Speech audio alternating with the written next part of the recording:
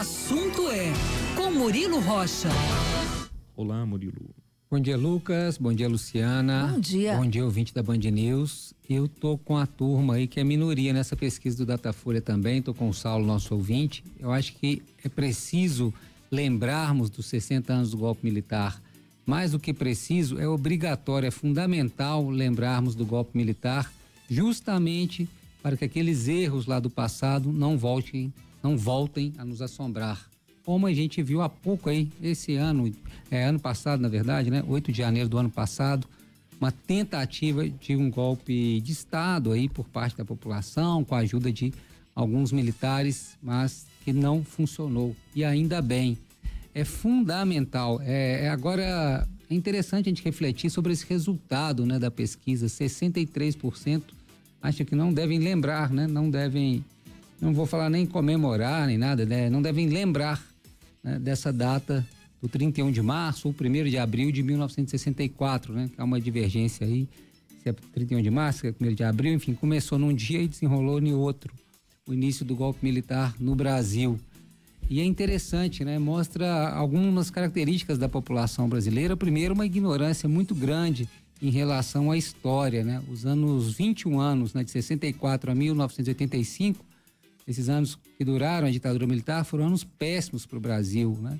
Você não podia eleger deputados, vereadores, prefeitos, governadores, o Congresso foi destituído, você tinha censura no país, né?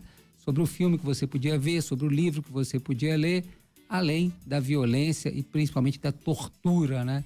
Uma coisa desumana, prendia-se os opositores políticos e se torturava.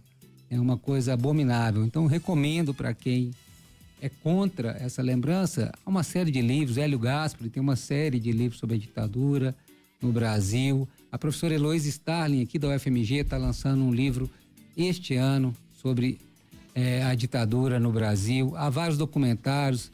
Recomendo ver o depoimento das vítimas, né, que sofreram na mão dos militares, né, como era bárbaro, como era cruel os métodos de tortura. Então, é fundamental o não esquecimento, é fundamental a memória, a lembrança, justamente para não voltarmos a recorrer nos mesmos erros, né? Eu até tento entender a escolha do presidente Lula de não fazer nenhum ato dos 60 anos do golpe militar para não criar, nesse momento, mais uma fissura com os militares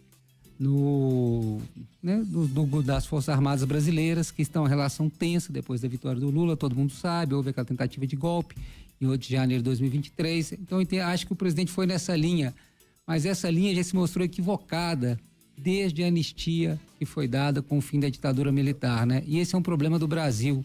A gente tem dificuldade, né, de olhar, de enfrentar problemas passados e resolvê-los. A gente prefere jogar a sujeira para debaixo do tapete. A gente prefere tapar a ferida em vez de curá-la. E eu acho que isso podemos em vários setores da vida brasileira, da sociedade brasileira, mas nesse caso da ditadura militar ficou muito claro, né? Pós 1985, o acordo pela anistia, mesmo dos militares torturadores, comprovadamente torturadores, isso fez muito mal para o Brasil, essa tentativa de reconciliação sem curar, sem jogar luz para o que aconteceu. Então, por outro lado, que eu falei que eu entendo o presidente Lula, mas discordo da opção dele de não fazer nenhum ato promovido pelo governo federal. Você não precisa ofender os militares de agora, os novos militares, os militares de agora, ao lembrar da ditadura militar, onde errou, o governo militar errou e errou muito, né? Foi um período aí trágico da história brasileira. Você pode, né, há farta bibliografia sobre isso, há farta documentários, enfim, de sobra pessoas que ainda estão vivas hoje, que têm histórias, infelizmente, tristemente incríveis dessa época, né, de como sofreram. E agora mostra muito de como o brasileiro tem essa dificuldade, né? 63%, uma maioria aí, consolidada, preferindo não lembrar. Acho que é muito do momento que a gente vive, que a gente sempre fala aqui, né? A população brasileira está num momento mais conservador, acho também muito cercada por informações equivocadas ou então pela falta de informação. né? E essa falta de informação é muito perigosa, porque se a gente lembrar, a gente vai estudar, vai rever aquilo que aconteceu e não vai querer que aconteça de novo, né? Até a farsa aí do milagre econômico que foi vendido durante muitos anos, né, para se falar da ditadura, que pelo menos economicamente tentavam se falar, o Brasil ia bem, isso também já foi desmontado, né? O Brasil não ia bem também economicamente nessas épocas. Foi uma época de grandes obras, mas causou enorme endividamento do país, inflação, enfim. A década de 80 o Brasil pagou caro também pela economia dos anos 70 durante a ditadura brasileira, né? As pessoas sempre tentam relativizar, né, e não há o que relativizar nesse caso. Foi um desastre, foi uma época muito ruim para a vida brasileira. Então é fundamental essa memória, né? A gente tem que ter memória, a gente não pode esquecer esses fatos. Então acho que essa pesquisa revela muito de onde que o Brasil, as pessoas do Brasil estão caminhando, e é um alerta, né? Sobre a gente não poder, por isso que eu estou aqui falando deste assunto, nem era meu assunto principal, eu tinha visto essa pesquisa, mas depois que o Lucas comentou, eu achei necessário voltar a esse ponto, né? E muitas pessoas, gente, viveram aquele período até de forma alienada, né? Assim, sem se dar conta do que estava acontecendo aí nos porões da ditadura, né? Mas isso hoje já foi trazido à tona. E se você não conhece, você acha que não deve lembrar, por não conhecer, volto a falar. Procure livros, procure filmes, que tenho certeza que você vai mudar a sua opinião. Porque foi uma época de realmente extrema violência e de falta de liberdade, né? Hoje se fala muito de falta de liberdade, muita gente prega aí a liberdade a todo custo. Então, foi uma época de extrema falta de liberdade. Você não podia nem emitir a sua opinião. O Estado escolhia qual música você podia escutar. O Estado escolhia qual filme você poderia ver, assistir, né?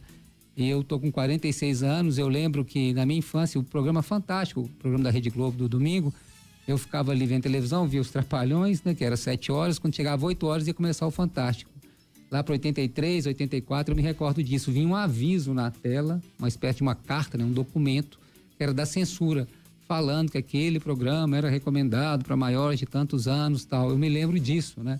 Ou seja, havia uma tutela sobre toda a vida do cidadão, sobre todas as escolhas do cidadão, né? Não havia liberdade, nem liberdade de expressão, nem liberdade de se manifestar. As pessoas eram vigiadas, né?